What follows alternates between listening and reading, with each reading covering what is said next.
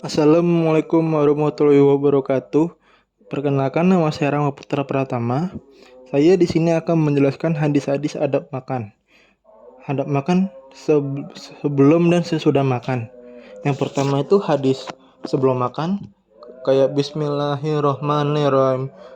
Allahumma barik lana fima razaqtana wa qina azabannar, dan artinya dengan menyebut nama Allah dan semoga memberkahi makanan yang engkau berikan kepada kami dan pelihara kami dari azab neraka. Dan setelah itu yang sesudah makan, Bismillahirrahmanirrahim. Allahumma atalama wasakana wa ja'alna minal muslimin, dan artinya segala puji bagi Allah yang telah memberikan kami makan dan minum serta menjadikan kami sebagai orang-orang yang berserah diri. Dan selanjutnya itu akan menceritakan kepada kami, Muhammad bin Hisham telah menceritakan kepada Ismail dari Hisham, yaitu Ibnu Abdi Abdullah Tawai dari Budai, dari Abdullah bin Ubaid dari perempuan di antara kalian, telah memberikan kepada Ummi Kulsum dari Aisyah RA, dan dia berkata, Rasulullah bersabda, jika seseorang di antara kalian kalian makan, maka hendaklah dia menyebut nama Allah. Jika dia lupa menyebut nama Allah pada awal mula, maka hendaklah dia berkata dengan menyebut nama Allah pada awal dan akhir. Berdasarkan hadis di atas, dan dianjurkan mengucapkan basmalah pada saat mulai makan. Hal ini sudah merupakan kesepakatan para ulama, oleh karena itu dianjurkan juga untuk mengucapkan hamdalah selesai makan. Begitu juga dianjurkan basmalah pada waktu itu mulai minum, bahkan dalam setiap urusan yang diniatkan. Para ulama berpendapat bahwa dianjurkan untuk mengelaraskan bacaan basmalah untuk memperdengarnya kepada orang lain dan mengatakannya. Apabila seseorang dengan sengaja tidak membaca basmalah pada awal makan, atau karena lupa, tidak tahu, dipaksa, tidak mampu, atau karena ada alasan lainnya, kemudian memungkinkan untuk membaca dengan mengucapkan Allahumma dengan menyebut nama Allah di awal dan di akhirnya. Menurut Al-Nawawi dalam Syarh Muslim menyebutkan bahwa kesunahan membaca basmalah bisa dicapai dengan sekedar membaca Bismillahi. Kemudian jika dibaca Bismillahirrahmanirrahim, maka itu lebih baik. Kesunahan ini berlaku juga bagi wanita yang sedang haid maupun orang yang sedang berhadas besar atau junub. Selain itu, Ibnu Hajar dalam kitab syariahnya menjelaskan bahwa ulama telah sepakat kesunahan tersebut dilakukan di awal ketika seseorang hendak makan. Lebih lanjut, ia mengatakan bahwa membaca basmalah secara lengkap ialah lebih utama. Kemudian jika terjadi kelalaian menyebabkan tidak bisa melakukan di awal ketika hendak makan, maka Nabi menjelaskan secara pribadi lewat hadis beliau, yakni telah ketika seseorang lupa membaca di awal ketika hendak makan, maka bacalah ia ingat di tengah-tengah makan dengan mengucapkan Allahumma dengan menyebut nama Allah di awal kalimat maupun di akhir. Bahwa jika boleh juga membaca basmalah secara lengkap ditambah kalimat yang menghususkan lupa dalam penyebutan tersebut karena kebiasaan orang mukmin.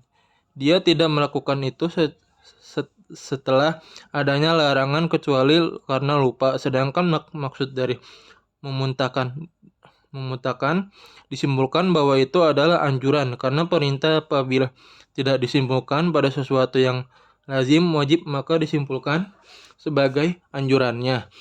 Inilah bukti perhatian Nabi terhadap kita sebagai umatnya.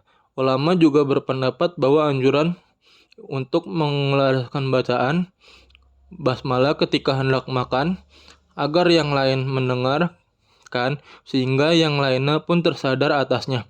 Dengan membaca basmalah akan mendapat beberapa tujuan jika mengucapkan pada redaksi-redaksi hadis. Maka minimal ada 3 tujuan. Pertama, agar apa yang kita makan diberkahi oleh Allah dengan harapan makanan yang dimakan benar-benar bermanfaat terutama untuk beribadah. Kedua, dihindarkan dari gangguan setan. Jadi setan memakan makanan yang sedang kita makan. Ini jika berdasarkan hakikat sedang para ulama bersepakat bahwa makanan ini keluar dari arti lahiriahnya. Dengan demikian, ini menunjukkan tidak ada kemanfaatan dari makanan yang kita makan tersebut. Ketiga, untuk mendapatkan ridho dari Allah dan juga menampakkannya rasa syukur kita kepada Allah, ini tampak dalam doa sebelum makan dan terlebihnya lagi menjelaskan saat ketika selesai makan. Mencuci tangan sebelum dan sesudah makan, ini berdasarkan pada hadis-hadisnya yang sudah disebutkan dalam tema ini, maka dapat diketahui bahwa Rasul Sallallahu Alaihi Wasallam ada kalanya menganjurkan mencuci tangan dengan kata berwudu sebelum dan sesudah makan. Bahkan anjuran ini lebih banyak ditemukan dibandingkan anjuran yang secara langsung menggunakan kata-kata basuh tangan. Oleh karena itu, perlu dijelaskan maksud dari kata wudu dalam hadis membasuh makan. Maksud kata wudu diartikan Al-Nawawi sebagai wudu dalam makna syariah seperti sholat. Al-Qadi Isyad mengartikan kata tersebut sebagai wudu secara bahasa, maka maksudnya adalah membasuh kedua tangan. Perlu diketahui anjuran membasuh kedua tangan ini dalam rangka adab yang dianjurkan Rasulullah SAW. Menjauhi dari yang ketiga itu menjauhi dari sikap-sikap berlebihan berdasarkan hadis. Ya, Al-Qadi berkata hadis ini berkenan dengan orang itu sendiri, dikatakan pada sebagai pemisal.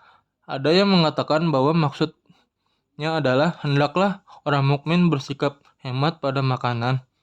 Pakar kedokteran mengatakan setiap manusia memiliki tujuan macam usus, yaitu perut besar, 3 usus halus yang bersambung dengannya, dan 3 usus besar. Orang kafir yang karena merakuskan dan tidak mengucapkan nama Allah pada saat makan, maka tidak cukup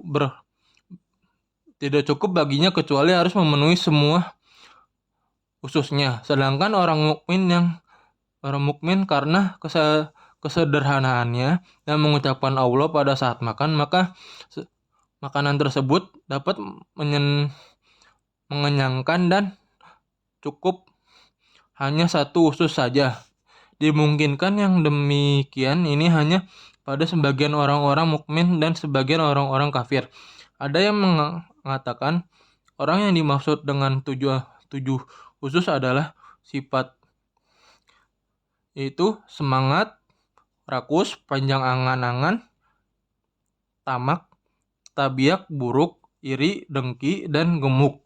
Ada yang berkata orang yang dimaksud dengan orang mukmin di sini adalah orang yang sempurna imannya dengan berpaling di hawa nafsu dan sudah puas dengan apa yang kita dapat memenuhi kebutuhan.